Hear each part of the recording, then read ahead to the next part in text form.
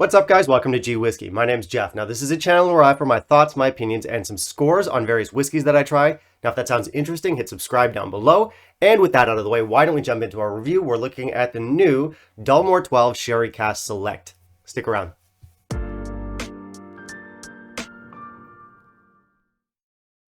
So Dalmore's in kind of a unique position in the whiskey world. It's definitely a successful brand.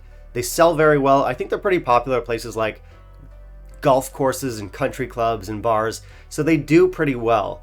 But oppositely, they're kind of a pariah in the whiskey community itself, and that's because they're known to chill filter everything. They have very low ABVs, and some of the colorant that they use is a little bit excessive in some of their bottles.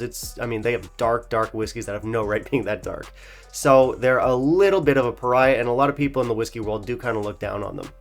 And normally this is where I would step in and say, oh, not me, I'm different, but no, I don't love Dalmore myself. It's not really my cup of tea. I do think they're an interesting brand. They've carved out a really unique niche. They're really cool in terms of their look, their design. They're really slick. I think their whiskeys are a little bit low effort, but I will say that their flavor profile is very accessible. So I think they sell very well to people kind of outside of the whiskey community. And, I think that's their target market, and I think they're doing very well with it. So kudos to them. They found their niche, they carved it out, and they're doing well. And to be fair, there are plenty of products out there, regardless of the industry, that maybe don't necessarily appeal to connoisseurs themselves, but do well with sort of like the average consumer just because they have that cool factor. I think Dalmore is part of that crowd, but even within the whiskey world, there are some fans of Dalmore. Like I said, I'm not a big fan, but I am willing to give them a go. It's not like I have a rule saying I'll never buy a Dalmore.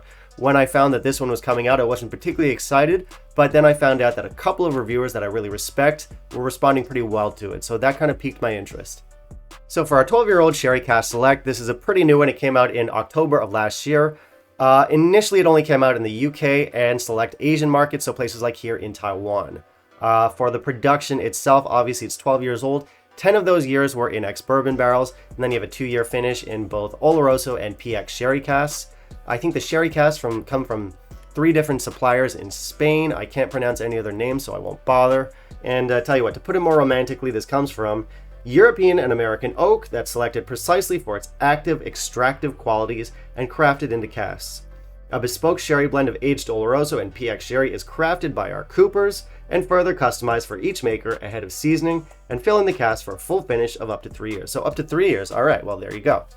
Now, I don't think anything about that production process sounds particularly interesting. It sounds pretty similar to how a lot of Dalmores and a lot of sherried whiskeys are made, so that didn't really excite me. But again, what did excite me is that there's a few reviewers out there that quite like this one. So again, that piqued my interest. And beyond that, I was kind of hoping that this would prove me wrong about Dalmore. I think it's always nice when you're proven wrong about a distillery that you kind of wrote off. It's happened to me a few times before, and it's always a pleasant surprise. You try a bottling and you think, oh, okay, maybe I judged these guys too harshly. Maybe I should explore the range a little bit more. Always fun when that happens. So did that happen here? Why don't we find out first? If you could kindly leave a like down below, and then we'll jump into our review and get started.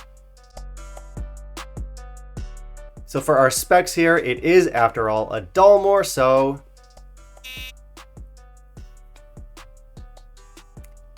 yep.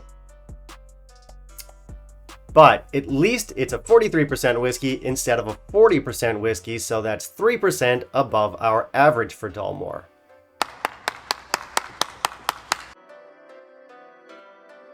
So for our presentation, our color doesn't matter. But I will say this about Dalmore bottles. I don't want to admit it, but I do think they look kind of cool. And I'm not the only one. My girlfriend actually asked me to keep this bottle around after I'm finished so she can use it for whatever. Maybe she'll use it in the kitchen, put some soy sauce in it. Which actually could get confusing, because soy sauce is about the same color as half the Dalmores out there. In terms of information, of course, there's nothing on the label or on the bottle, but there wouldn't be. There's nothing really here to brag about. But again, I'm a bit of a sucker for these Dalmore bottles. I think they're kind of badass, so I can't help but give it a good 4 out of 5 stars. I think it's kind of a good look. For our nose, so it's a sweet one. Sherry, cherries, some really ripe fruits in here, sultanas, You have some raspberries, some almond, some molasses. Pretty big for a 43% nose. Now for our palate.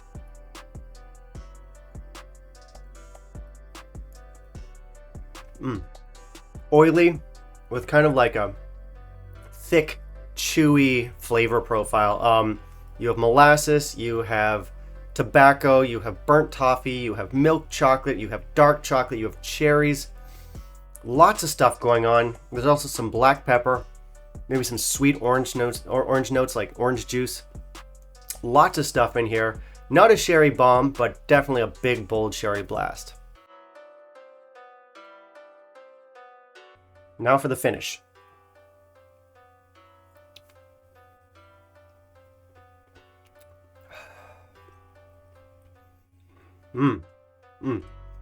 Again, very full, very big. You're getting a little bit more bitter here with some maybe cocoa notes in here. You definitely have your full-on cherries, lots and lots of cherries, like dark, natural cherries, orange juice, truffles, chocolate truffles, marzipan, and maybe some leather in there as well. So really big, really robust, and I'd say medium in length, but full of flavor here. So what do I think of this one? As you know, I'm not a big Dalmore fan, so I didn't expect a lot going into it. I was cautiously optimistic. Again, I'd seen a few good things about it, so I thought maybe it'll be good, but I wasn't too convinced. But I'm glad I did try it. This is actually a really, really nice one. So I would describe this as kind of like a sweet, chewy whiskey, but still very, very accessible. Of course, it's a Dalmore, so easy flavors to get behind.